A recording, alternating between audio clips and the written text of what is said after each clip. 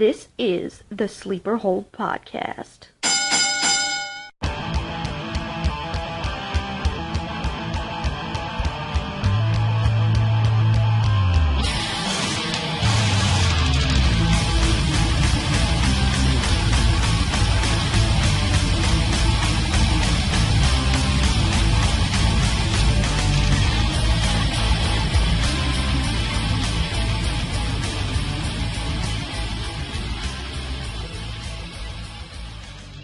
Ladies and gentlemen, welcome to the Sleeper Hole Podcast, where there's no disqualifications on the topics and falls count anywhere.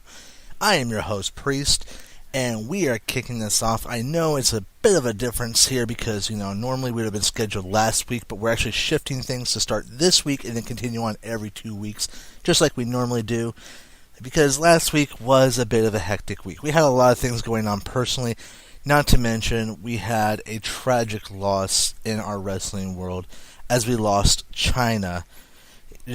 She, like I said during my little episode about her, was quite the revolutionary woman. She was incredible. She was beautiful. She was the Intercontinental Champion. She was the Women's Champion. She was the first woman to ever enter into the Battle Royal. Or Royal Rumble, rather. She was just amazing. And she was the first wrestler whose book I read. I had other options out there, but that one really grabbed me. The title right there on itself was If They Only Knew, which made me go, if they only knew what? So reading that book, it really gave me a lot of insight to her life. If you haven't read that book, do yourself a favor, check it out. You'll get a whole new perspective for China. I know there's a lot of things that have changed after she left the wrestling career, but who cares? This woman did a lot of amazing things, and still to this day I say she deserves to be in the Hall of Fame. So China, we'll miss you, we love you, and I do hope that you are resting in peace and looking down upon all of us and seeing that not only is our love for you, but we're going to make sure that what you paved the way for carries on when it comes to the women inside the square circle. Now then, with that getting said and done, we are going to talk a little bit about what our next series is going to be, which is going to be all about, well, plain and simple, it's going to be about matches. There are tons of different matches in the wrestling world, and we're going to just skim the surface. We're going to talk about some of the standard ones. We're going to then break down into some of the more complex ones. And so we're going to make sure everything is going on and make sure that we do try to touch base a little bit on everything. But before we get to that, we got to first understand what goes on in a match. I mean, yeah, we know a person comes and another person comes in, and referee has to officiate and tell them to ring the bell and yell and bark orders at them and try to make things work. We get that. You see it on TV all the time. But what are the rules? What are the standard rules? What goes on in a match? I'm not going to break it down into, high spot, low spot, high spot, low spot, finishing spot. No, we're not worried about that. That's all in the back. We're not going to try to get too much into that because each different match is unique. Each company does their things a little bit different. Some people don't even plan it out. It's just all completely impromptu besides maybe the decision, maybe not. Who knows? What we're going to break it down to is just a simple common rules first. So without further ado, let's start this off with the rules of the game. Alright, the rules are pretty simple on the general standards. We all know that in order to win a match, you have to either pin them down with their shoulders on the mat, 1, 2, 3, or they have to submit, where basically they're going to tap out and basically say they give up because you're putting a hold on them or something that's too painful. There's another way of winning, which is known as technical knockout or TKO. Basically means they don't respond to a 10 count, or another knockout form is kind of a submission. I call it a submission. I know some people like to argue that. That would basically be when you turn around and you put them like in a sleeper hold, one of our favorite holds here, and they're non-responsive. They seem like they passed out. The referee raises their arm, and the arm drops 3 times. If it drops fully 3 times, it's considered that they are knocked out and they lose via submission. Well, I believe it's via submission. It's been a long time since anybody's ever lost by a sleeper hold, so they really don't talk about it much anymore. But people like Sergeant Slaughter were really good at that. Hot Rod, Roddy Piper, he was really good about that too. Anyway, so there's other rules that go into a wrestling situation. The one main thing is you don't want to be disqualified. And disqualified basically can happen in many different forms. One is if you have somebody interfere or run into the match, even if it's your manager and they get caught, and they are aiding you in the fight, aiding you in the match, and attacking the other opponent. They're attacking the other person, and they get caught by the referee. The referee will then usually waive the match due to disqualification. You will be disqualified. The other person is declared the winner. So you really don't want that. I mean, disqualification also can be done by the use of foreign objects. As we've seen before, people like to use chairs and other items, and normal matches that would result in a disqualification. There's a lot of other factors, but they've kind of starting to get a little bit more on the softer side, but those are the ones that still kind of stand firm. Over the top. This is actually a retired stipulation. It used to be that if you threw a wrestler over the top rope and onto the outside, that would also pretty much qualify as a disqualification. You would lose because that's considered high endangerment. That was way, way back in the day.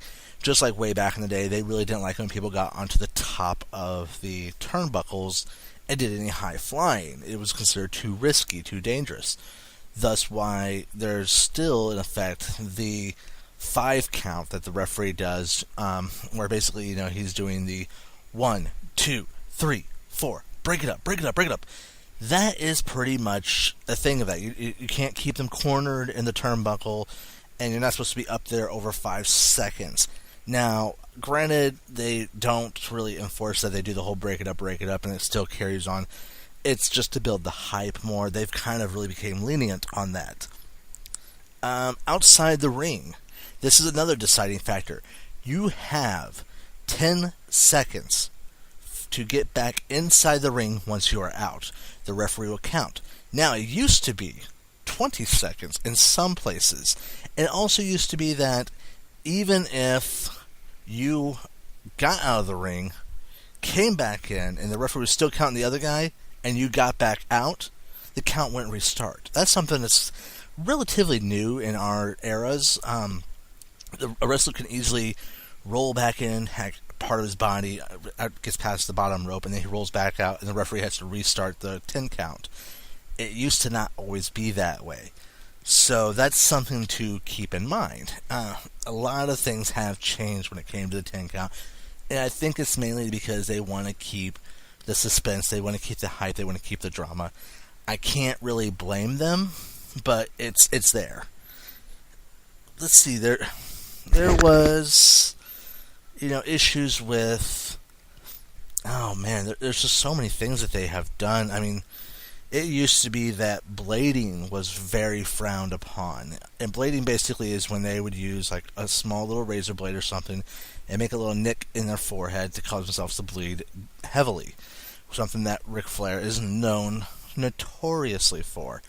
That was really a big time frowned upon thing. Then it became really popular back in the Attitude Era and post-Attitude Era.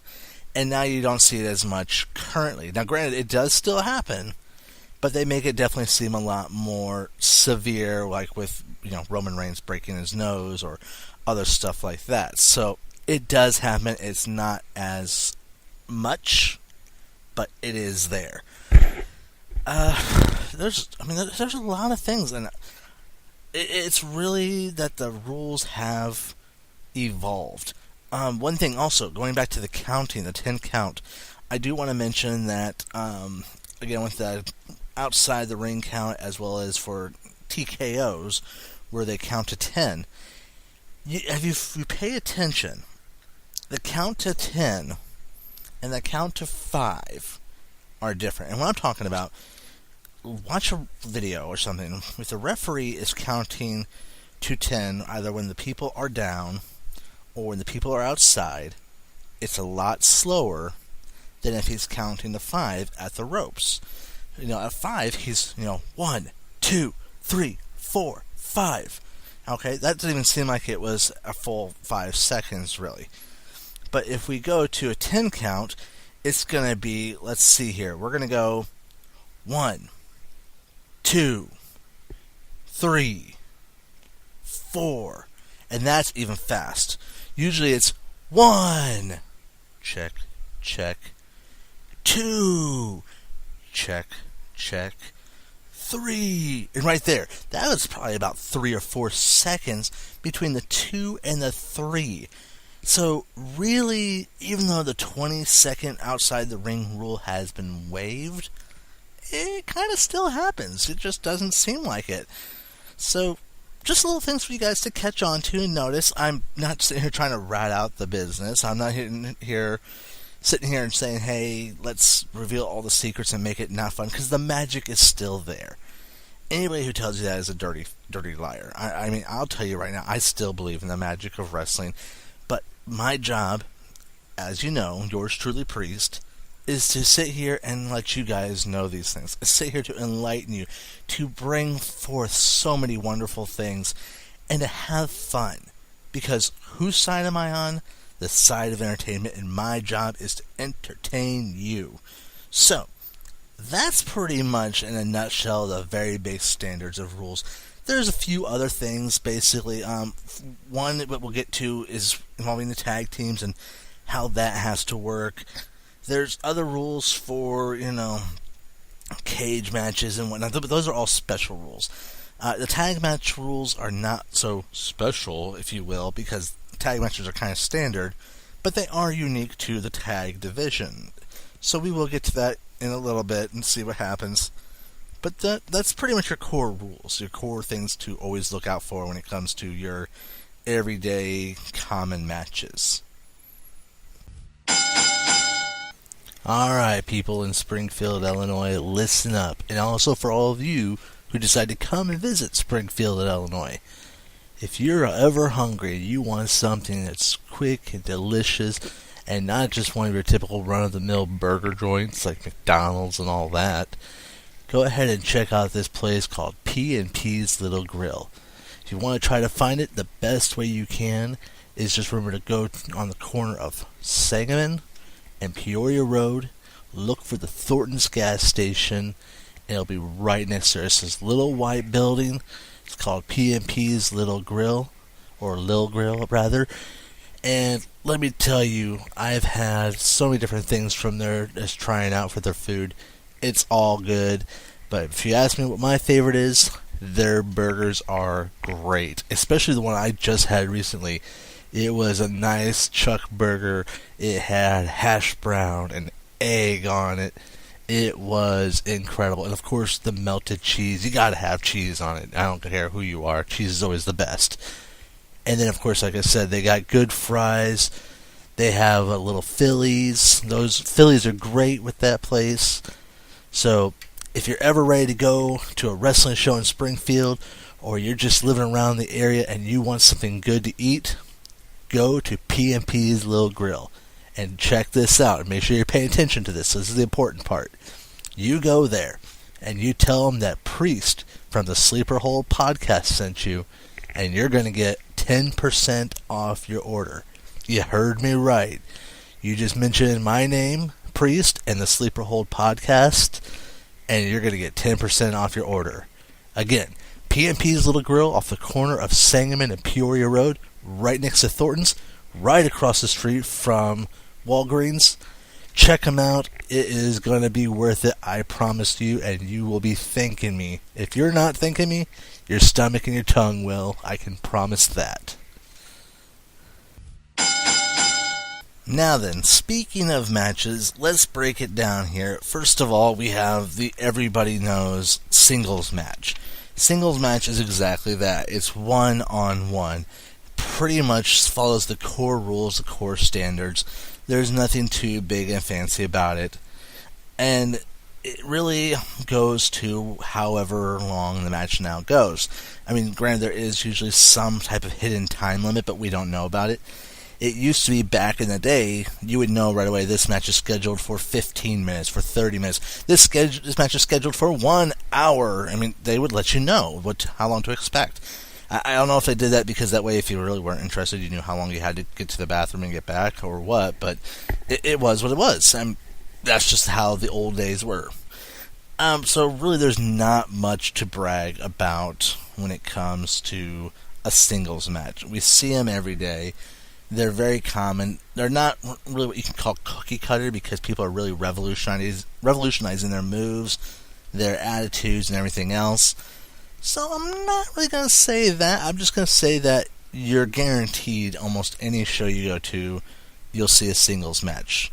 Now, granted, there are certain shows, like the one we're going to be advertising here in just a moment, that do actually go beyond that. They don't always have a singles match. They may be special where they're nothing but tag or they're nothing but gimmick matches. I've seen that. I mean, back with the first company I was working with, they were pretty notorious for almost every match, singles, tag, whatever, was known as a hardcore match, which meant that weapons were allowed, which means that there was really no DQ. But I mean, we're going to get to those gimmicky matches later on. We're not worried about that right now, but that's just a skimming of the surface for you, ladies and gentlemen. Tag matches. I am a huge fan of the tag division. I love tag team matches. I love them because I like to see that chemistry established between two people. I always joked that if I was to get inside the ring, I would be in a tag team division more than anything. I would try and do singles because I think I could do a good job at it. But I like tag. I like having that simple mindset of working together with somebody, keeping it fresh, as well as the fact that you can pull off a lot of cool moves in a tag team division. As I was saying, there are special rules for tag team. One thing is that when you tag your partner, it used to be that you had to have hand-to-hand tag, like you were giving each other a high five or a slap or whatever. But that's changed now where you just can tag any part of the body, so no big deal there. But once both of you are in, you have technically 5 seconds that you can do some type of double team before the former person who was the legal man, which is the person who is officially supposed to be inside the squared circle, has to leave. So, with that being said, you see a lot of cool double team moves, and you see things like, for example, the New Day, who like to do where they keep that 5 count fresh. They'll do what they have dubbed as the Unicorn Stampede, to where they basically are tag, stomp on the person in the corner for almost 5 seconds before they tag, and they keep it fresh. Because what that does is not only can they keep two people in there at one time if they want, like they do when they finish that off with, but they're keeping that 5 count in the corner fresh from where they can't get disqualified. So you do see a lot of unique things like that. The other thing is, if you were to tag your partner, you have to be in your respective corner, and you can only go as far as the rope that is tied to the turnbuckle allows you. Now, granted, you can keep yourself full arms width away from it and be holding on to the very tail end of that rope and still get the tag. That usually doesn't happen, but it can be done. You just have to make sure you have a hold of that rope, or you are at respective distance against that turnbuckle. So even if you're like right next to the turnbuckle like most people are, you don't have to hold the rope. The rope is just to show the referee that you legally are at a fair distance if you do kind of go further than you're supposed to. You'll see a lot of times where the wrestler will march back and forth on their side to try to get the fans riled up and everything else, and the referee will be like, hey, get back to your corner. That's why they don't have that rope. The tag team kind of breaks down into a few different things. One that's normal is, just a 2-on-2, sometimes it's 3-on-3 or whatever. It's an equal number. Or even number. Equal number, I guess, is actually the better phrase because 3-on-3 is 2 odd numbers. But you have equal participants on each side. A tag match normally consists of 2 versus 2. So that's your regular match. Besides the whole tagging extra rules, everything else is standard like it would be in a singles match. The only other thing is if you're getting pinned or submitted, your partner can try to run in and save you by breaking the pin or breaking the submission by attacking the person who's doing the pinning or the submitting, or a submission hold rather, I guess you would say. However, usually when that happens, the referee will bark orders at them to get back in their corner and everything else, but it's kind of a common okay type of thing to do, I guess you could say. There's the tornado tags. Tornado tags are pretty much just, hey, it's a 2-on-2 match, but we're not going to have to worry about you tagging each other in and out. You don't have to worry about tagging in your partner. You're both the legal man, just like your opponents both are the legal men.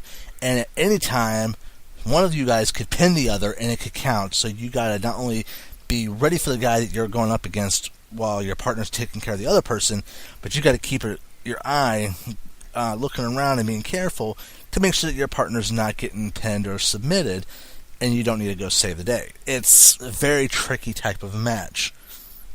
Another one, and you really don't see much of this unless it's for special reasons or like Survivor Series, is elimination tags, where once your partner gets pinned or submitted, they have to go back to the back of the locker room. You're still going to keep going until there's nobody remaining on your team. Those are few and far between unless they're Survivor Series-like style. But I kind of like those. Those are ones that are kind of fun because you really get to see the true grit of it all, if you will.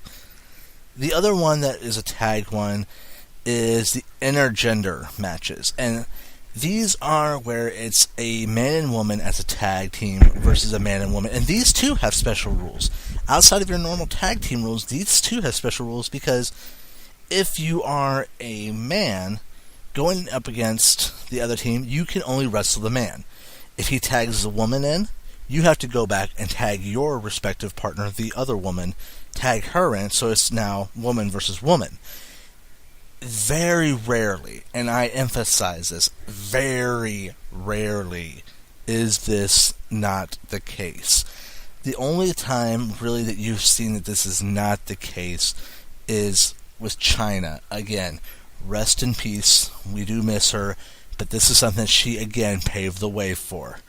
So it's huge, it's rare, but the intergender matches, I personally don't really care much for them.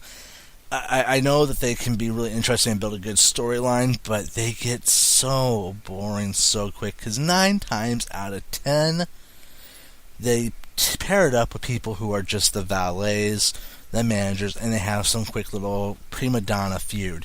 It's not like having truly trained, truly known for being in the ring women in there, such as, if it was Tyson Kidd and Natalya versus, I don't know, let's just say Santino and,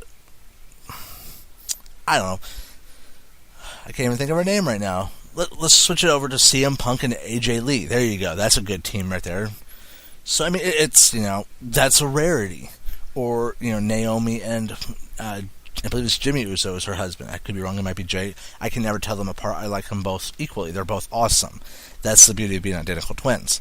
Anyway, the point of the matter is, intergender matches usually don't work well. They usually end up flopping. So it's not one of the most popular choices out there. Let's see here.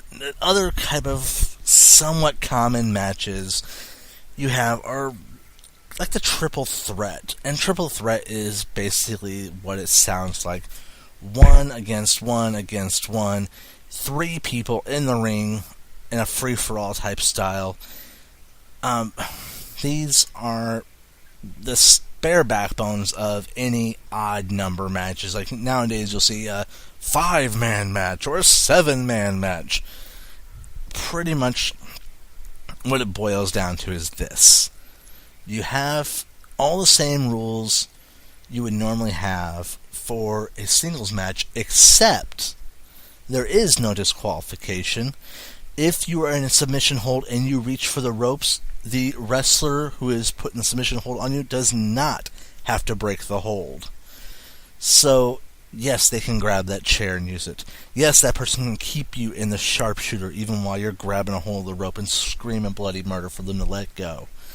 That's the only big difference. The only other difference is, again, you have to really keep one eye open to your surroundings, because at any moment somebody can sneak in and steal the win, or they can easily knock you out of the match, take out the other guy, and take the match as a win, which really could be difficult if you are the champion, because in these type of matches there is no such thing as a champion's advantage.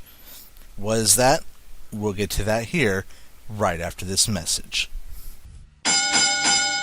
Springfield, Illinois, listen up. April 30th, the day before WWE's Payback, you need to go to Lanphier High School and check out PWA's Toga Steve Memorial Tournament that's going down. Last 2 years, it's been singles matches. This time, they're doing tag team matches, and I'm telling you, just from what I kind of know about the different teams that will more likely be in there, this is gonna be awesome. So if you've got a good plans of just sitting back and doing nothing, change them. If you don't have any idea what you want to do, here's what you're going to do. You're going to drive on down to Lanphier High School on the 30th, and you're going to check out Pinfall Wrestling Association's Toga Steve Memorial Tournament, and you're going to have yourself a great time. So what is the champion's advantage? This is something that's very important as well, and I'm glad that we are actually getting to this point, because it does involve all these matches that we are talking about. It normally applies to singles or tag. It does sometimes apply to the other rules, not as often, because the champion's advantage really does rely on a few key factors. It relies on the rule of not allowing any form of disqualification to go into effect. So basically, anything that would constitute to you the disqualification of a match, that will actually be part of the champion's advantage. If anybody's counted out, that's part of the champion's advantage. Interference, which is again disqualification, champion's advantage. So what is this advantage I talk about? Well, let's put it into examples. You're the champion. You have the title, and you don't want to lose it, yet you know the odds are against you, and you are willing to do whatever it takes to keep your precious belt. Sound like a bit of a heel, huh? Well, that's because most heels use the champion's advantage. The champion's advantage is like this. Even if there is a disqualification in the match, even if that disqualification means that you are the loser of the match, because it was a disqualification, or even if you were counted out of the ring because you were counted out and not properly pinned, submitted, or knocked out, the person may win the match that's the challenger, but they will not win the title. So, you're in the match, you're going on there, and you have your buddy come in and attack the other person to where the referee waves the match and gives the challenger the victory. Fine, the challenger gets the big W, but you get to keep the gold. You get another match, the same person, they get another shot at it because they were robbed from their chance. You're like, okay. You guys go in the match, and you decide that you're going to take this fight, and you're going to keep it outside the ring to have the 10 count, or you even decide to walk away and allow the 10 count. Okay, well, you walked away while the person was in the ring. It's a 10 count. You lose the match, but because they didn't pin you or make you submit or even knock you unconscious in the middle of the ring, you still get to keep the title, even though they get the big W. Again, they were robbed. They were screwed out of it. There's a lot of unique things that can happen here. You use a foreign object, you're disqualified, but you keep the belt. These are things that commonly happen, and that you'll see a lot of heels use to their advantage. It's more of a heel's advantage than it is the champion's advantage, but it's called the champion's advantage because of the simple fact that the belt is on the line. So you'll see this a lot. It's like I said, very much commonly used with the heels. Every now and then, though, you'll see it where a face will have the champion's advantage go in his favor. They're fighting, they're being honorable, they're being noble, and they get jumped by the challenger and his gang of hoodlums. He gets to keep the belt, but they made a statement. They knocked him down. They beat him down. What does that do? That builds a hype. That builds a storyline to where that good old babyface champion is like, you know what? I'm going to take you all down. You think you can keep kicking me down? I'm going to get right back up, and I'm going to be like a real champion and take you all down. We've seen this before. We'll see it again plenty of times. It's not as frequent, but you could almost say it's kind of what you're seeing with Roman Reigns right now in the WWE. Even though I have my theories on that, but we'll get to that at the prediction panel. You've also seen people like John Cena have this situation happen. So it is plausible for the face to have the champion's advantage. It's just not as often used as it would be with a heel, like the one who's most known for it, Ric Flair, or even Hulk Hogan, when he was known as Hollywood Hulk Hogan. So, champion's advantage, it's a great thing. Does it always make the fans happy? No. 9 times out of the 10, it will make the fans livid. But that's just how the game is played. It's how it keeps the storylines interesting. So there you go. Now you know about Champion's Advantage. Let's move on to 2 more type of matches for this episode, and then we are going to make sure we definitely touch on more later on, but let's keep this carrying on, my wayward son. Yeah, that was a terrible pun. The next match I want to talk about is often called a 4-way match. I try not to use that phrase because, like a lot of people, even though I'm an adult, I still will giggle like a little school kid because, they said 4-way, So I like to use the phrase Fatal 4, which is what it normally used to be referred to on a frequency. Try to say that a lot. Fatal 4 frequency. That's a tongue twister right there. Fatal 4 is pretty much a simple match. It's just like a triple threat, except for now you have 4 contenders. Again, just like the triple threat, you can have this be with more than 4. You can have it be with 6 or 8. But usually with this one, it's an even number because that way you don't have a chance for that one person to easily sneak in a win. Everybody has a person they can pair up with. It's like in basketball terms, they'd call it man-to-man coverage. You're going to have where each person has an equal person to go up against. These are usually pretty interesting. Again, like a triple threat, they can really have a lot of unique things happen. 9 times out of 10, you're going to have the same rules as a triple threat where the ropes don't matter and they can use foreign objects. Sometimes that does change. In a Fatal 4, sometimes if they use an item, it will result in a disqualification. I have seen that happen, but usually that will be more of a disqualification where they are ejected from the match. They are eliminated from the match, so it's kind of cool. So, with that being said, your Fatal 4s are usually pretty neat, and they usually are like a triple threat, just +1. One of the good ones I would say is check out a lot of the stuff with the Divas, or as they're now back to being called, the women's division. In the past couple of years, they have done this, and they've always done a great job. Hats off to them. And the guys have done it before too, but I don't know. I think the women are really stepping up their game, just like NXT has stepped up their game. So I kind of lean to praising them a lot more. That's just me.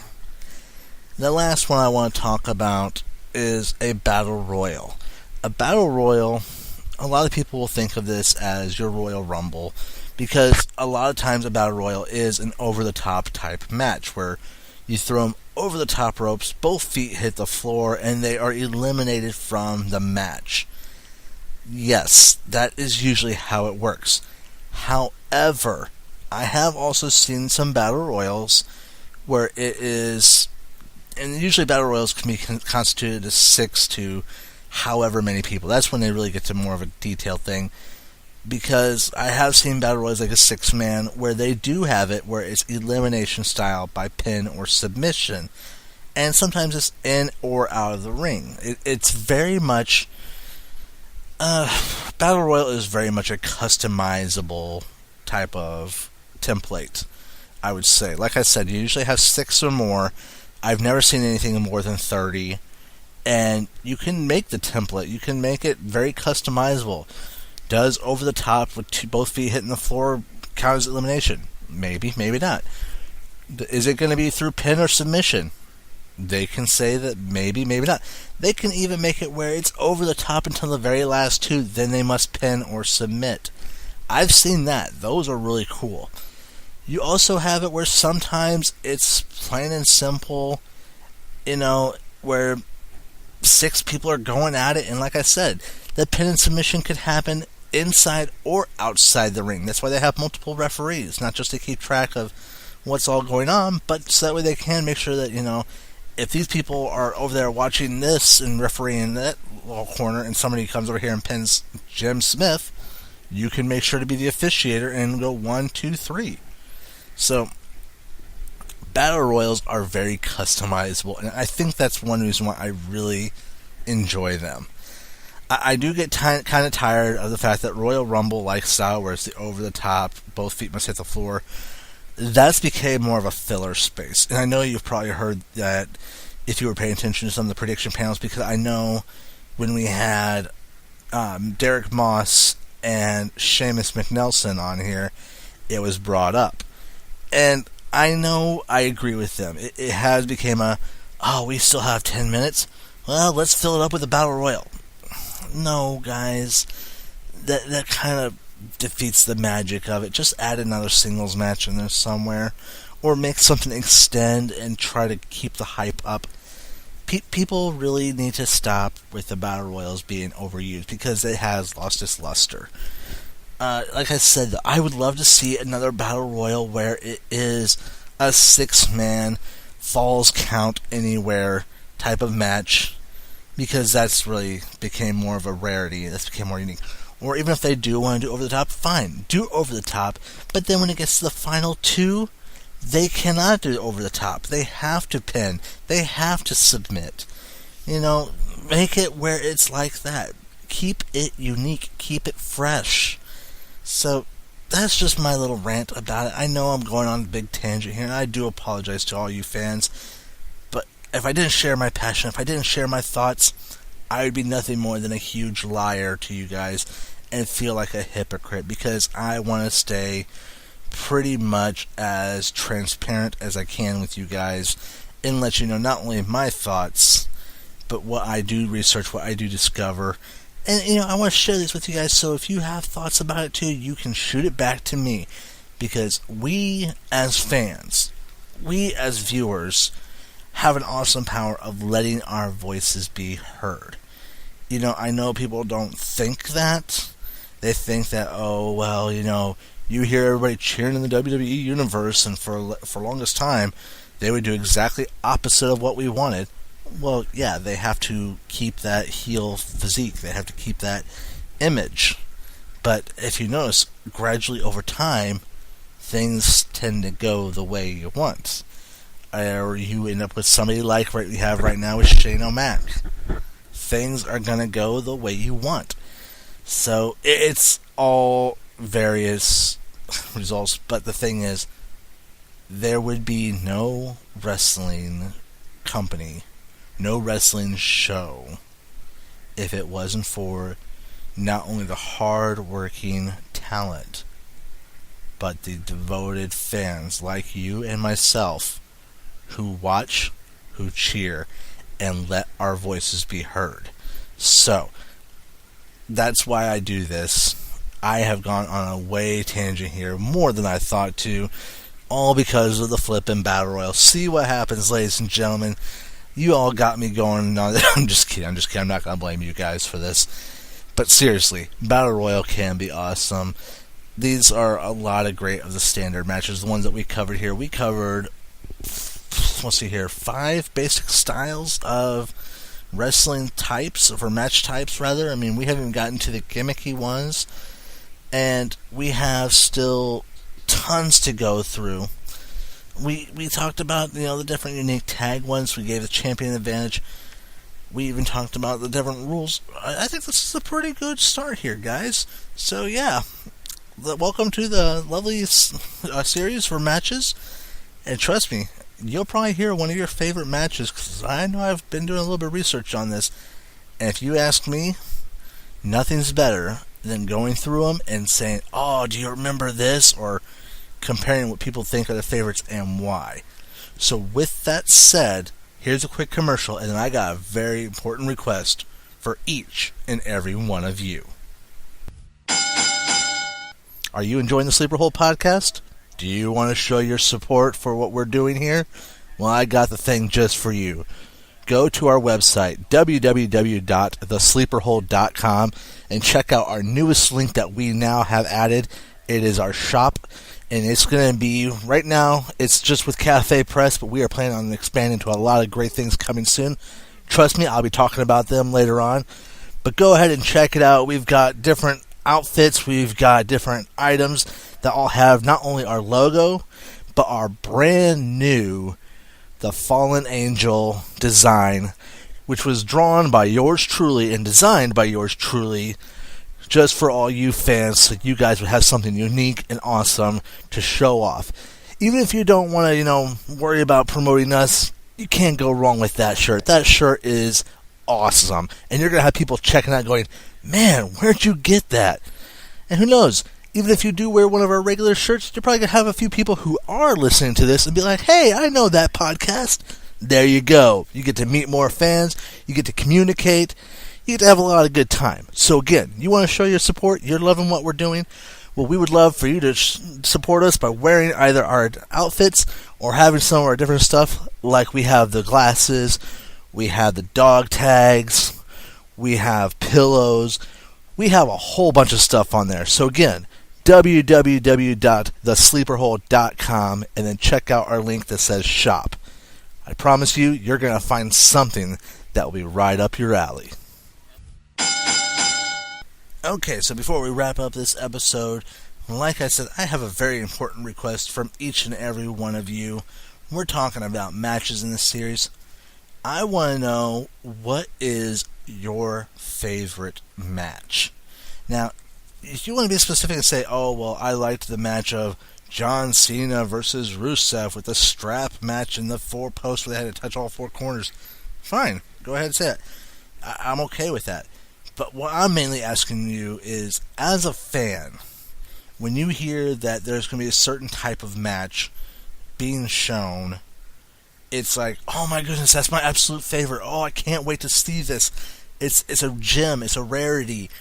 What matches make you smile? What matches make you go, this is awesome, and I can't wait to see it? So I want to hear from you. You know how to get a hold of us. We're on Facebook. We're on Twitter. Facebook, it's pretty simple. It's just www.facebook.com/SleeperHoldPodcast, or even just hit us up on Twitter with @SleeperHoldCast. You can get a hold of us there, or even just when you get this podcast episode on our website, www.thesleeperhole.com. When you click on the link to get this podcast, right there is a comment section. You can easily make your comments right there. I want to hear from you guys. What is your favorite type of match? We're going to make sure we highlight them, but I want to hear from you because I love to hear your reactions, and I love to give shout-outs to you guys because you guys are awesome. You're phenomenal. You're great fans, and I am so glad that you are here listening to our podcast. So right there, that's what I have to ask of you in a nutshell. Go ahead and make your response. I'm going to be keeping my eyes open for it, and we're going to make sure that we really rock out this series with a lot of great matches. We're going to definitely give some examples for these gimmicky ones, but we definitely want to make sure we talk about them because a lot of them have evolved and have been really awesome. Thank you for listening to the Sleeper Hold Podcast. Don't forget to visit our website at thesleeperhold.com to comment on episodes, read our blog, find information about our quarterly charity, and more. See you next week.